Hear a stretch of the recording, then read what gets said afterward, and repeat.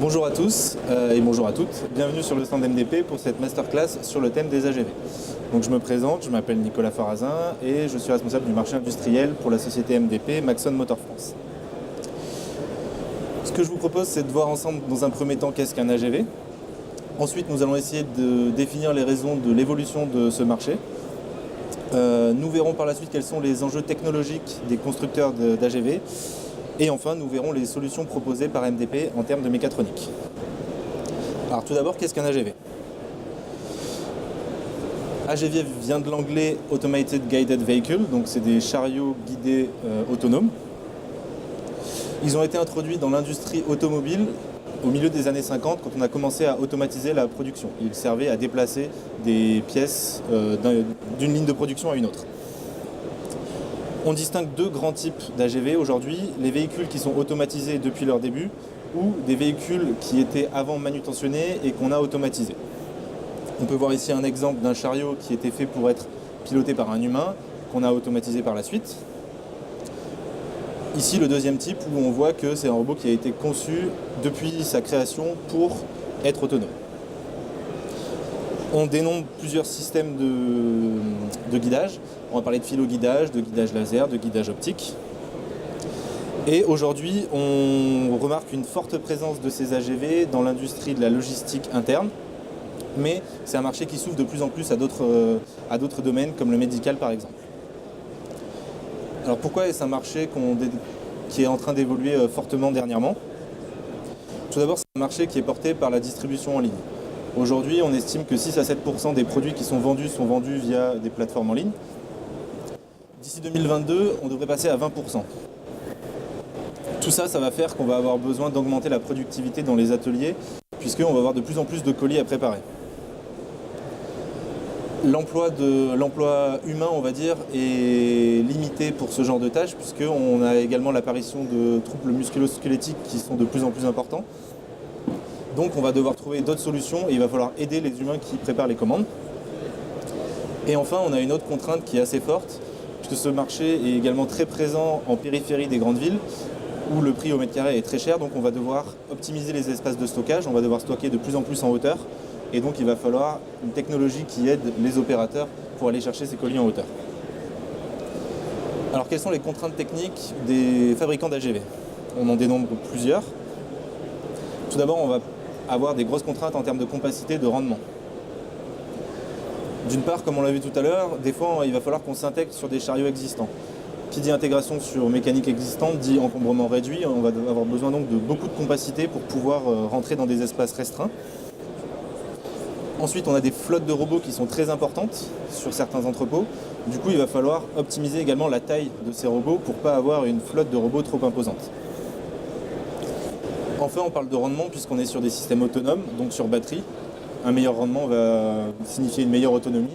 Donc on va avoir intérêt à aller chercher vraiment, en termes de motorisation, des systèmes très performants en termes de rendement. On a également une contrainte en termes de fiabilité, puisque ces AGV sont en lien direct avec la satisfaction du client. Lorsque vous commandez quelque chose sur Internet, si on vous a dit que vous allez être livré dans les 48 heures, vous voulez être livré dans les 48 heures. Et les robots de préparation de commande, c'est eux qui vont être les garants de ce délai de livraison. On a également des taux de service très élevés, puisqu'on n'est plus sur le modèle comme on connaissait avant, où on va pouvoir aller acheter un produit en semaine et le samedi.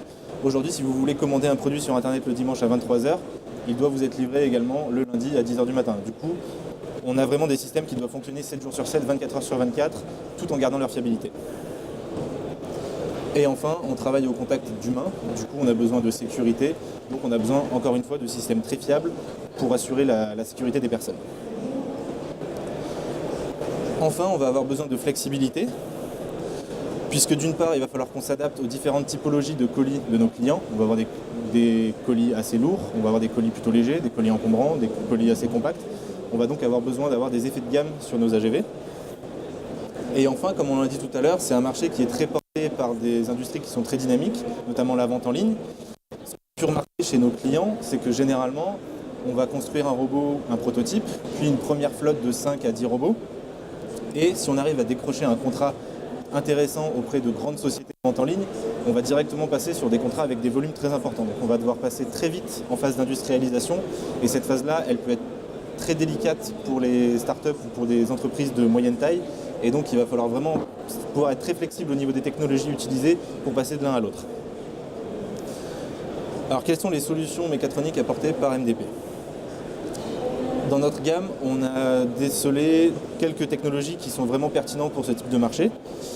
On a tout d'abord les moteurs ECI, la gamme ECI, donc des moteurs qui vont de 30 à 52 mm en termes de diamètre, avec des puissances avec une vitesse maximum qui va à 6000 tours minute et des coupes de l'ordre de 0,5 Nm. On a également la gamme EC Flat, qui est une gamme très compacte, avec des vitesses et des coupes assez similaires à la gamme précédente, et qui va donc s'intégrer très bien dans des systèmes existants. Et enfin, pour contrôler tout ça, nos contrôleurs, donc que ce soit les IPOS ou les ESCON, selon le type de pilotage que l'on veut faire, qui ont une puissance électrique qui va jusqu'à 750 watts, qui sont interfacés sur des bus de terrain CANopen et EtherCAT, donc très standards sur le marché, et dont la prise en main est facilitée avec des logiciels tels que l'IPO Studio et l'ESCON Studio. En termes de densité de puissance, on a mené un petit comparatif sur des moteurs de taille 40 mm pour voir un peu où se situaient les produits de la gamme ECI. On se rend compte que par rapport à la concurrence, on est plutôt très bien placé en termes de compacité, donc on va pouvoir s'intégrer assez facilement sur des ensembles existants. En termes de fiabilité, on peut parler de MTBF sur nos électroniques où elles sont disponibles en ligne et on voit qu'on a des durées de vie espérées qui vont au minimum à 20 ans jusqu'à 70 ans. Donc ce sont des données statistiques qui sont calculées avec les composants qui sont utilisés pour ces électroniques, mais ça vous permet d'avoir vraiment des appareils très fiables. Enfin, en termes de flexibilité, on va parler de solutions frameless ou modules. Frameless pour les moteurs, puisqu'on est capable de vous livrer soit un moteur standard, soit un moteur frameless, c'est-à-dire séparé, d'une par le rotor, d'autre par le stator, qu'on va pouvoir intégrer directement dans votre mécanique grâce à notre bureau d'études, ce qui va vous permettre de vraiment avoir votre mouvement au cœur de votre système.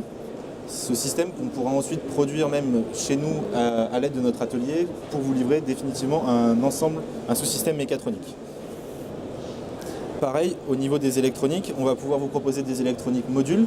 Donc dans un premier temps, vous allez pouvoir faire une phase de prototypage avec des électroniques avec des connecteurs très standards, ce qui va vous permettre de rapidement sortir un prototype. Quand vous allez passer en phase d'industrialisation, on va pouvoir vous proposer exactement les mêmes électroniques avec le même savoir-faire Maxon à l'intérieur, mais uniquement en version module pour venir se plugger directement sur votre carte mère et donc faire des économies d'échelle sur vos séries. Tous ces produits, ils s'intègrent évidemment dans la gamme MDP, donc une gamme multitechnologique. On parle de moteur pas à pas, moteur courant continu, moteur brushless, les électroniques qui permettent de les piloter, les automates programmables industriels et même les alimentations. Elle est construite grâce à nos différents partenaires, donc Buller, Motor Power Company, Berghoff pour les automates programmables industriels, Doga et évidemment Maxon Motor, dont nous faisons partie. Cette offre s'accompagne également de tout le service MDP. Donc tous nos produits sont compatibles les uns avec les autres. Nous disposons d'un support technique avant-vente et après-vente pour vous aider soit dans le choix de vos produits, soit dans la mise en œuvre. Des techniciens qui peuvent se déplacer chez vous pour vous aider à mettre en service tous ces produits. Et effectivement, donc, comme je vous l'ai dit tout à l'heure, un bureau d'études avec une dizaine d'ingénieurs, de chefs de projet qui vont vous accompagner sur toute la durée de vie de votre projet, depuis la prise du cahier des charges jusqu'à la réalisation de votre système que nous pouvons faire dans notre atelier chez nous. Cette masterclass est maintenant finie. Je vous invite à nous retrouver sur notre stand pour la prochaine qui sera sur le thème des moteurs stepper. Merci.